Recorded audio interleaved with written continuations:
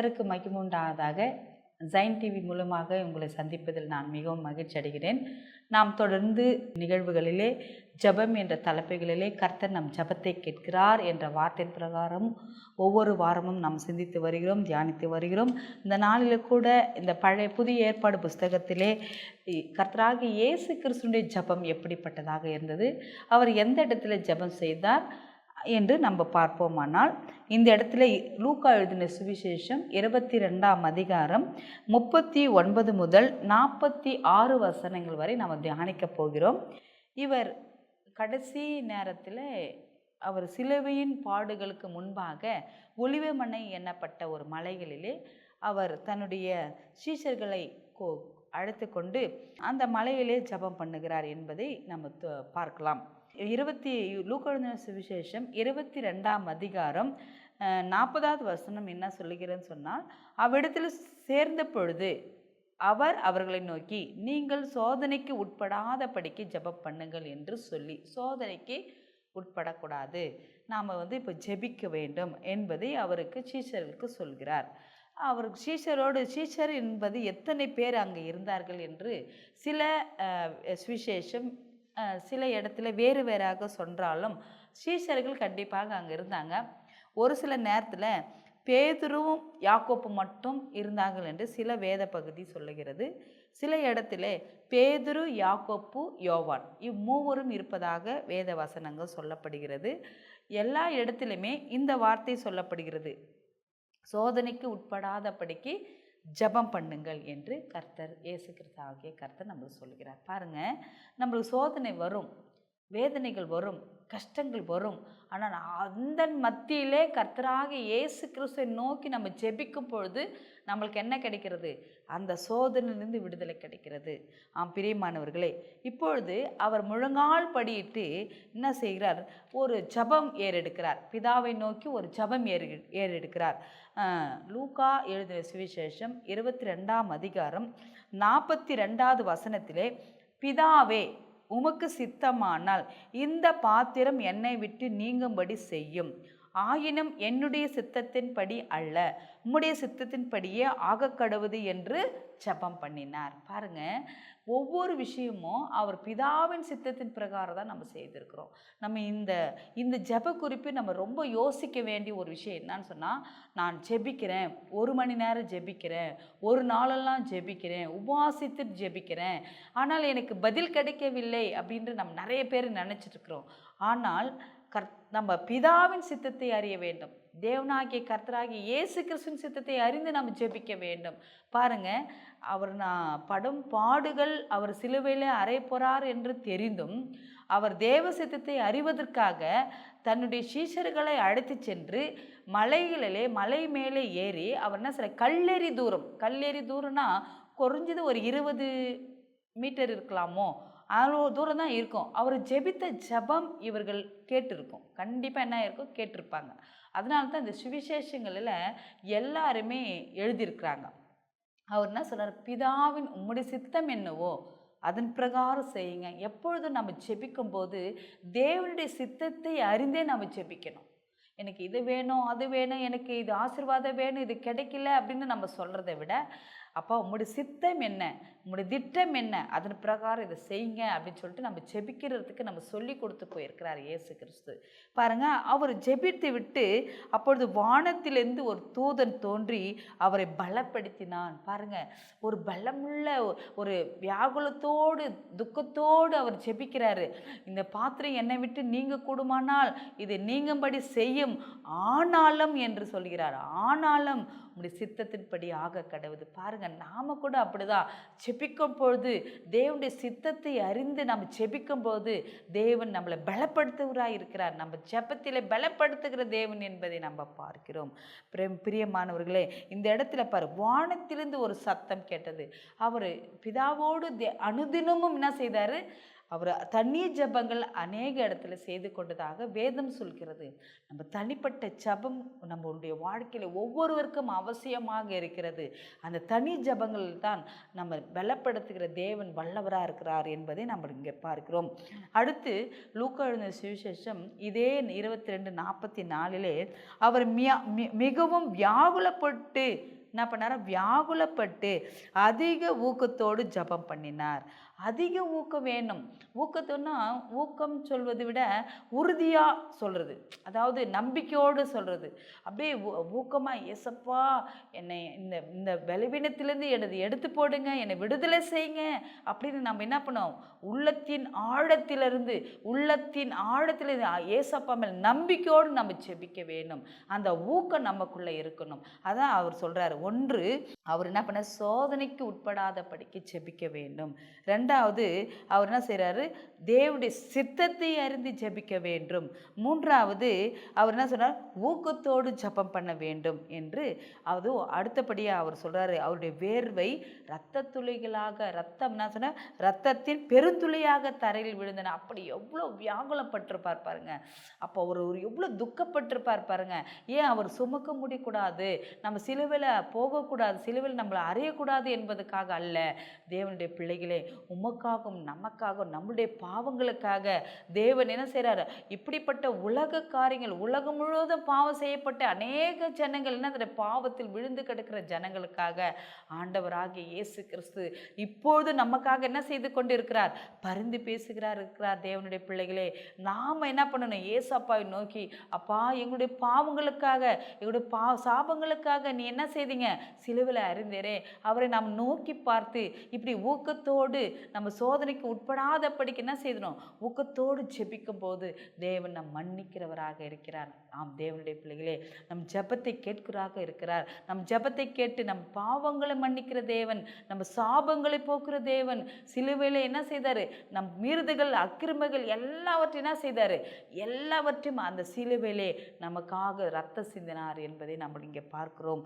ஆம் தேவனுடைய பிள்ளைகளே, கடைசியாக அந்த லூக்கா எழுதின சுவிசேஷம் 22ஆம் அதிகாரத்தில் 45வது வசனம் சொல்கிறது, அவர் ஜெபம் பண்ணி முடித்து எழுந்திருந்து முடிச்சிட்டார். அங்கே பிதாவின் சத்தம் என்ன செய்துச்சு? பிதாவின் சத்தம் கேட்கப்பட்டுச்சா அப்படின்னு சொல்லும்போது அங்கே தான் என்ன சொல்கிறாரு? அந்த 43வது வசனத்தில், அப்பொழுது வானத்திலிருந்து ஒரு தேவ தூதன் தோன்றி அவரை பலப்படுத்தினான். எதுக்காக?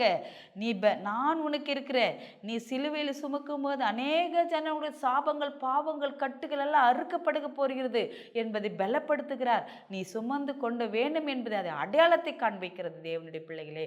ஆகையால் தான் அவரை பலப்படுத்தி அவருடைய வேர்வை இரத்தத்தின் பெருந்துளைகளாக விழப்பட்டு அவர் ஜெபத்தை முடித்து எழுந்திருந்த பொழுது தம்முடைய சீஷரிடத்து வந்து அவர்கள் துக்கத்தினாலே, தூக்கத்தினால் அல்ல, துக்கத்தினாலே நித்திரை பண்ணுகிறதை கண்டு அவர், நான் நினைக்கிறேன் தூங்கும்பொழுது நம்ம தூங்குவோம், ஆனால் நம்ம மனசு தூங்காது. சில நேரத்தில் மனசு தூங்காது, கண் மூடியிருப்போம், நல்லா தூக்கம் வர மாதிரி தூங்கியிருப்போம். ஆனால் நம்ம மற்றவர்கள் பேசுவதை நம்ம கேட்டுக்கொண்டே இருப்போம். சில வேலையில் அப்படி நடக்கும். ஏன்னா நம்ம மனசு தூங்கினா தான் முழுமையாக தூங்கின மாதிரி. அப்போ ஏசப்பா அந்த இடத்துல ஜெபிக்கும் பொழுது அந்த ஜெபங்கள் எல்லாம் இந்த 3 பேர் கேட்டுக்கொண்டிருப்பார்கள் என்று நாம் இங்கே நம்ம பார்க்க வேண்டியதாக இருக்கும். ஏன்னு கேட்டால் அப்படி பார்க்குற அந்த காதுகள் அப்படி கேட்டதுனால தான் அவர்கள் என்ன பண்ணாலும், அவர்கள் துக்கத்தினாலே என்ன பண்ணாலும், துக்கத்தினால நித்திரை பண்ணுகிறதை கண்டு. துக்கமும் இருக்குது, தூக்கமும் இருக்குது. ஆனால் அவர்கள் எழுந்து என்ன செய்ய முடியல? அவருக்காக ஜெபிக்க முடியல. அவர் அந்த இடத்துல முதல்ல என்ன சொல்கிறாருன்னா, இங்கே உட்கார்ந்திருங்கள். மத்திய சுவிசேஷம் 26ஆம் அதிகாரம் 36வது வசனத்திலே நான் பார்த்தோம்னா, பேதுருவையும் செபதேயின் குமாரனாக இருவரையும் கூட்டிக் கொண்டு போய் துக்கமடையும் வியாகுலப்படும் தொடங்கினார். அப்போ அங்கே சொல்கிறாரு, அப்பொழுது அவர், என் ஆத்துமா மரணத்துக்கு ஏதுவான துக்கம் கொண்டிருக்கிறது, நீங்கள் இங்கே தங்கி என்னோடு கூட விழித்திருங்கள் என்று சொல்கிறார். பாருங்க, அவர் என்ன சொல்றார்? எனக்காக ஜெபம் பண்ணுங்கள்னு சொல்ல, அங்கே என்ன சொல்றாரு? விழித்திருங்கள். விழிச்சிரு அப்படின்னா அவர் ஜெபம் பண்ணுகிறதை கேட்பதற்கு விழித்திருக்கு சொல்லுன்னு சொல்கிறாரா, இல்லை அவர் ஜெபத்தை கேட்பதற்காக அவர் என்ன செய்ய விழித்திருங்கள் என்று சொல்கிறாரா என்று தெரியவில்லை. ஆனால் அவர் என்ன சொல்கிறாரு?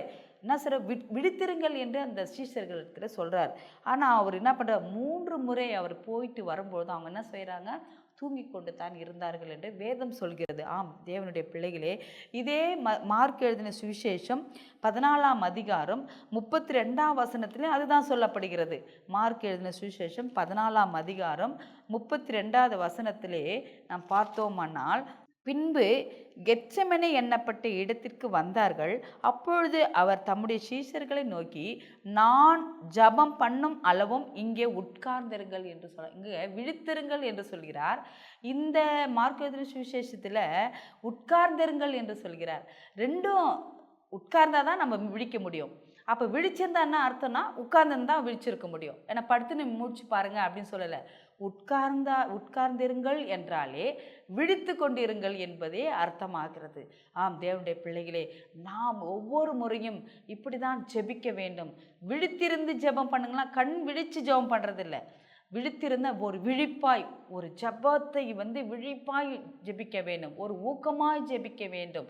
அப்படி என்பதை நம்ம கற்றுக் கொடுக்கிறார். கடைசி நேரத்தில் கூட நம்ம ஜபத்தை பற்றி கற்றுக் கொடுத்து போகிறார். தேவனுடைய பிள்ளைகளே, இப்படி 3 முறை அவர் என்ன செய்கிறாரு, 3 முறை ஜெபித்து திரும்ப வரும்போது அவர்களுக்கு சொல்கிறேன், இப்படி 1 மணி நேரமாவது எனக்காக விழித்திருந்து ஜபம் பண்ணக்கூடாதா?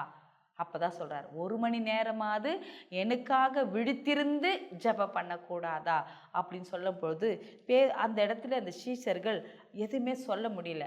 நம்ம விழிக்கணும், உங்களுடைய ஜபத்தை நான் கேட்டேன், நீ உங்களுடைய இப்படி ஒரு பிரச்சனை இருக்குது என்பதை கேட்டேன் என்றது ஒரு வார்த்தை ஒருவருக்கு ஒரு பேசாமல் அந்த நேரமே அந்த யூதாஸ் காரியோத் அந்த இடத்துல ஒரு கூட்டமாய் கூடி அவர் என்ன செய்கிறார், அழைத்து கொண்டு போகிறார் என்பதை வேதம் சொல்கிறது.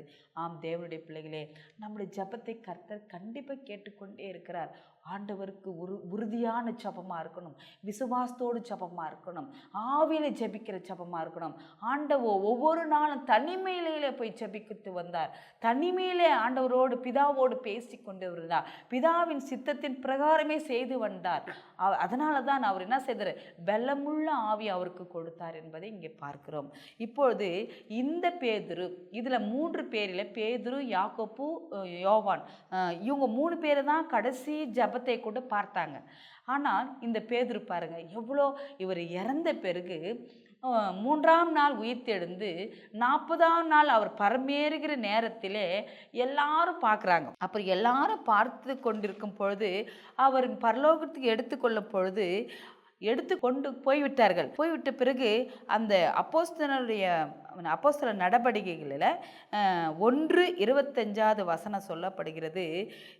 என்ன 22வது வசனம், எல்லாரும் கூடி ஜெபித்தார்களாம். எதுக்காக ஜெபிக்கிறாங்கன்னு சொன்னாக்கா, அவர் பரமேறதுக்குறாங்க. அந்த இடத்துல இயேசுவின் தாயாகிய மரியாளும் அவருடைய சகோதரனோட கூட ஒருமனப்பட்டு ஜபத்திலும் வேண்டுதலும் தரித்திருந்தார்கள் என்பதை பார்க்கலாம். அங்கே யாரெல்லாம் இருந்துச்சுன்னா, இயேசுவின் தாய், அவருடைய சகோதரன் கூட ஒருமனப்பட்டு மற்ற ஸ்திரீகளும் அங்கே இருக்கிறாங்க. அவங்களெலாம் சேர்ந்து என்ன பண்ணாங்கன்னா, கூடி ஜெபித்தார்கள் என்பதை பார்க்கிறோம். தேவன் இயேசு வந்தார், பிறந்தார், 33 வருடங்கள் அவர் வாழ்ந்தார். எல்லா சுகம் பலத்தையும் நிறைய பேருக்கு அற்புதங்களை அடையாளம் செய்தார். நம்மளுக்காக சிலுவிலும் அறையப்பட்டார். அவர் பரலோகம் சென்று விட்டு இல்லாமல் என்ன செய்கிறாங்க, அடுத்தபடியாக இவங்க என்ன செய்தாங்கன்னா, கூடி ஜெபிக்கிறாங்க. அப்போ ஜெப வேலை என்பது, அந்த ஜெப வேலை என்பது ரொம்ப ரொம்ப முக்கியம். வாழ்க்கையிலே கிறிஸ்தவர்களுக்கு ஜெபம் தான் முக்கியமான ஒரு விஷயம். ஜெபிக்க வேண்டும் என்றால் வேத வசனங்களை தெள்ள தெளிவாக நம்ம படித்திருக்க வேண்டும். அந்த வசனங்களை கொண்டு தான் நாம் ஜெபிக்க வேண்டும் என்பதை நாம் புரிகிறது. இந்த பேதுரு என்ன செய்கிறார் பாருங்க, அவருடைய அடையாளங்கள், அற்புதங்கள், அவர் செய்த சுகங்கள் எல்லாவற்றையும் பார்த்த எல்லா சீஷர்களும் அதிகமாக இருந்தவர் பேதுரு தான், அதிகமாக பேசினவரும் பேதுரு தான். அப்படி இருக்கும்பொழுது அப்போஸ்தலர் நடபடிகள் 1ஆம் அதிகாரம் அந்த இடத்துல பார்க்கும் பொழுது என்ன பண்ண, 2ஆம் அதிகாரம் 42வது வசனத்திலே அவர்கள் அப்போஸ்தலருடைய உபதேசத்திலும் அந்நியொன்னியத்திலும் அப்பம் பிற்கதிலும் ஜப பண்ணதிலும் அனுதிலும் தரித்திருந்தார்கள். பாருங்க, அந்த ஜபத்தை பற்றி என்ன செய்தாரு, கர்த்தர் அநேக இடத்துல பேசியிருந்தார். ஜபத்தை பற்றி தனி ஜபங்களில் பேதுரு பார்த்தார். கடைசி நேரத்தில் கூட சிலுவையில் அறைய போகிற அன்றைய நாளில் கூட அவர் தனி ஜபங்களில் இருந்து வந்ததை பேதுரு பார்க்கிறார். பேதுரு தான் அதிகமாக என்ன செய்தார்? இயேசுவை போல அற்புதங்களையும் அடையாளங்களையும் செய்தார் என்பதை பார்க்கிறோம். அதனால தான் பேதுரு பேசும்பொழுது 3000 பேர் ஒரே நேரத்தில் ஞானஸ்நானம் பெற்றார்கள் என்பதை பார்க்கிறோம். அவர் பேசுகிற பொழுது 5-6 பேர் விசுவாசித்தார்கள் என்பதை 2 அப்போஸ்தலர் 2:41 சொல்லப்படுகிறது. அப்போ இப்படி பார்த்தோம்னால் அதனால தான் பேதுரு என்ன செய்றார்? நிறைய இடங்களில் பேதுரு பற்றி நம்ம சொல்ல போனால் அதிக இடத்துல அவர் ஜப வேளையில் அநேக அற்புதங்களும் அடையாளம் செய்தார். இயேசு கிறிஸ்துவை முன்மாதிரியாக வைத்து இயேசுவின் சித்தம் என்னதென்று அவர் அறிந்து கொண்டு நாம் கூட அப்படிதான் அவரை நம்ம பிதாவின் சித்தம் எப்படி இயேசு செய்தாரோ நாமளும் இயேசுவின் சித்தத்தின் பிரகாரம் ஜெபிக்க வேணும். ஜெபித்தால் ஜெயம் உண்டு, ஜெபித்தால் விடுதலை உண்டு, ஜெபித்தால் சுகம் உண்டு, ஜெபித்தால் எல்லாவற்றையும் மேற்கொள்ள நம்மளுக்கு தேவ ஆவியானவர் நம்மளை பலப்படுத்த வல்லவராக இருக்கிறார். இயேசு கிறிஸ்து நாமத்தினால் இந்த வசைகள் நிறைவேற்ற தேவன் வல்லவராக இருக்கிறபடி அவங்களுக்கு நன்றி செலுத்துகிறார். ஒரு நிமிடம் தலைவணங்கி ஏசப்பாக்காக இந்த ஜபம் என்ற வார்த்தைக்காக கொடுத்த வார்த்தைக்கு நாம் ஜெபித்து முடிக்கலாம். எங்களை அதிகமாக நேசிக்கிற நல்ல தகப்பனே, அப்பா எங்களுக்காக பாடுகளை அனுபவித்து அக்கிரமங்களை மன்னித்து தகப்பனே நீர் எங்களுக்காக பிதாவிடம் பேசி தகப்பனே இப்பொழுது பரிந்து பேசுகிற தேவனாக இருக்கிறபடியால் உமக்கு நாங்கள் நன்றி செலுத்துகிற இயேசப்பா. அப்படி ஒரு ஜெப ஆவி எங்களுக்குள்ள ஊற்றப்பட வேணுமா நம்முடைய கரத்தில் ஒப்பு கொடுக்கிற ராஜா. இதை பார்க்கிற ஒவ்வொருவருக்கும் அந்த ஜெப ஆவி ஊற்றுங்க தகப்பனே.